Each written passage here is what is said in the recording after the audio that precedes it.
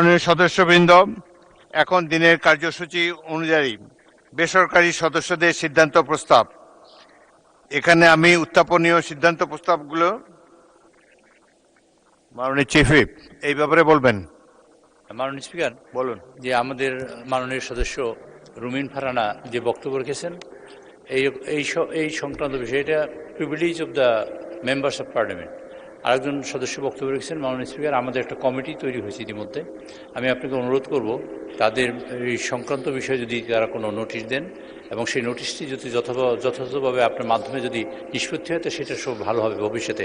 আর একটা বিষয় মাননীয় সদস্যবৃন্দের কাছে আমি আপনার কাছে আপনার মাধ্যমে অনুরোধ করতে চাই, সংসদ সদস্যদের গুরুত্ব এবং জাতি তাকে গুরুত্ব দেয় এবং তাদের প্রিভিলেজ এবং তাদের যে অধিকার সেটাকে এই সংসদ অত্যন্ত গুরুত্ব প্রদান করে। এবং সে ব্যাপারে কোনো মাননীয় সংসদ সদস্যবৃন্দ, মাননীয় স্পিকার, আপনার মাধ্যমে বলতে চাই, কোথাও যদি কোনো সমস্যার সম্মুখীন হন অথবা কোনো সমস্যা ফিল করেন অথবা কোনো এরকম অপদস্থ হওয়ার মতন পরিস্থিতি তৈরি হয়, তাহলে সেটা আপনারা সবাই মিলে মাননীয় স্পিকারের মাধ্যমে এখানে নোটিশ দেওয়ার সুযোগ আছে। এবং সেটা মাননীয় সংসদ নেতা এবং মাননীয় বিরোধী দলীয় নেতা দুজনেই সেখানে আছেন এবং এটার একটা যথাযথ প্রতিকার হবে ইনশাআল্লাহ, সেটা প্রত্যাশা করি। মাননীয় স্পিকার, আপনাকে ধন্যবাদ। ধন্যবাদ মাননীয় চিফ হুইপ।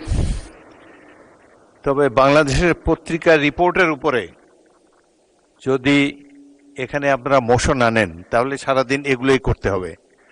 বাংলাদেশের সংবাদপত্র তারা স্বাধীন, তবে প্রেস কাউন্সিল আছে, আমাদের তথ্যমন্ত্রী আছেন, এবং কোনো মাননীয় সদস্যের বিরুদ্ধে মানহানিকর অরুচিকর যদি কোনো বক্তব্য কেউ দেয় তাহলে আপনারা নোটিশ দিবেন, এ ব্যাপারে প্রয়োজনীয় ব্যবস্থা গ্রহণ করা হবে।